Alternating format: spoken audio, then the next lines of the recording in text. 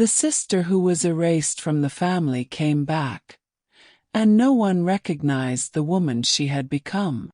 Visual.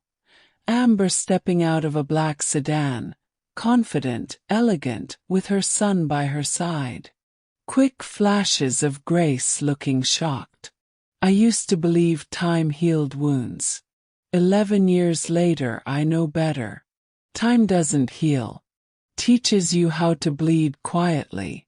My name is Amber Collins. The last time I saw my family I was 19, holding a suitcase that wasn't even mine. Snow fell in wet clumps. My mother closed the door without saying goodbye. My father didn't look up. And my sister Grace watched from the window, the faintest smile on her lips. That day I learned the difference between being related and being loved. 11 years later, I stepped out of a sleek black sedan in front of the Willow Crest estate, dressed in black, diamonds catching the sunlight. The kind of entrance that asks, "Who is she?" Once I was nobody here. I had returned for Grace's wedding. No one expected me. No one wanted me. Came anyway. Not for them. For closure. Beside me, my husband Michael Hale adjusted his cuffs. On my other side, my 6-year-old son Leo tugged my hand. "Mom, are we going to meet your family?" "We'll meet some people I used to know," I said. "But you and your dad, you are my family." Inside, the wedding hall gleamed with crystal chandeliers and white roses. And there she was, Grace, radiant in white silk, her hair twisted into pearls. She was standing beside her groom, Daniel Rhodes, a Boston surgeon, tall, articulate, kind-faced. A man who valued intelligence. Which made this interesting. Grace had never finished college.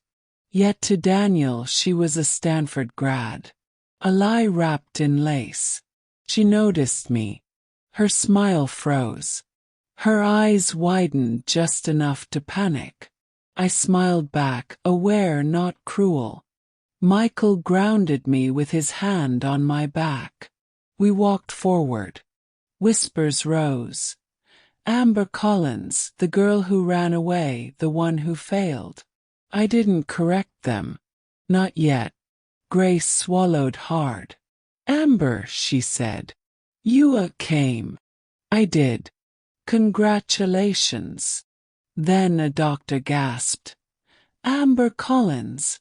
From Medova Healthcare Systems." Recognition spread like wildfire.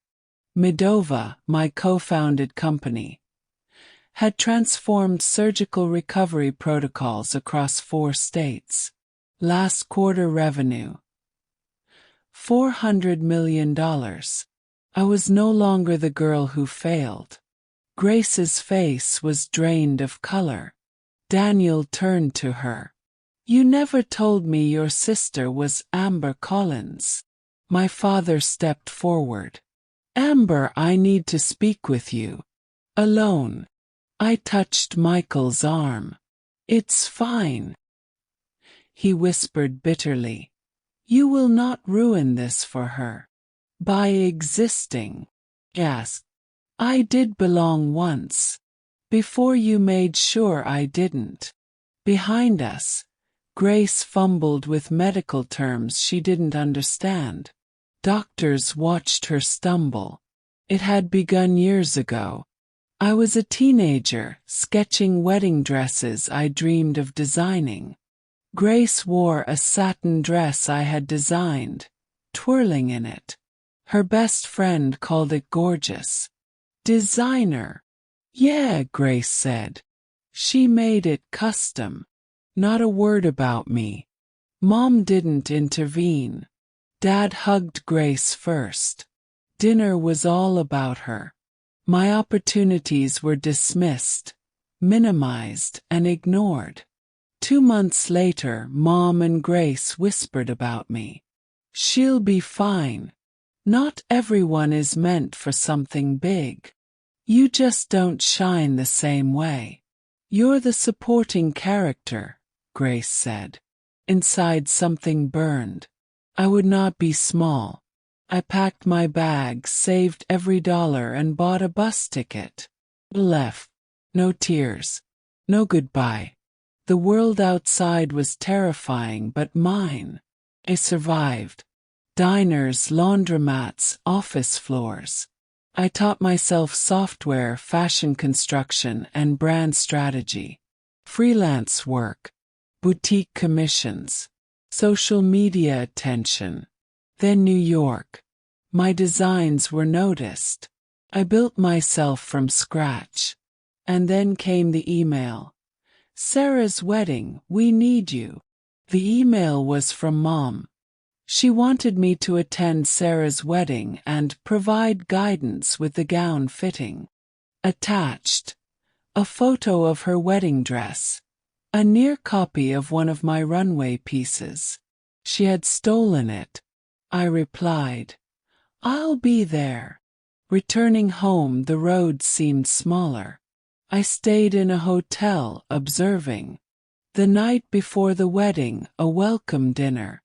I entered with effortless elegance. The room paused. Sarah froze, her perfect smile faltering. Mom evaluated me, hair, dress, posture. She realized she didn't know me anymore. Daniel, Sarah's fiancé, approached. Wait, are you L. Hart? The designer of the Rosendale runway collection. Yes, I said. Recognition rippled across the room. I wasn't there for applause. I was there to be seen. To set the stage for the inevitable truth. I didn't respond immediately. I was no longer a shadow. I was someone they would never forget. Wedding morning. Garden roses, violinists. Sunlight spilling through stained glass. I sat in the third row, present. Sarah walked in, beautiful, flawless, unaware. I brought truth, not rage. The ceremony passed. Vows, rings, promises. Reception. Golden chandeliers, clinking glasses. I stood during the toast. Silence fell. Thank you all for having me here today, I said. A long time ago, I believed love meant shrinking to fit someone else's story. Life taught me how to stand. To rebuild. To become someone I never imagined I could be. I finally looked at her. Beautiful. Perfect. Terrified. I didn't accuse. Didn't expose. I didn't need to.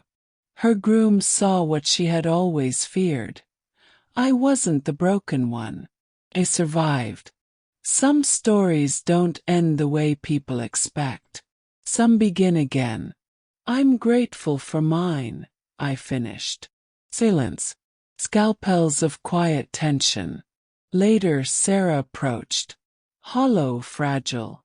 You didn't have to come. I know. Why did you? So you would remember who you're pretending not to be. Do you hate me? No. Hate ties you forever. I let go. Her life wasn't what she thought. I walked away. Not triumphant. Not satisfied. As free. Revenge isn't about destruction. It's being untouchable. Whole. Free.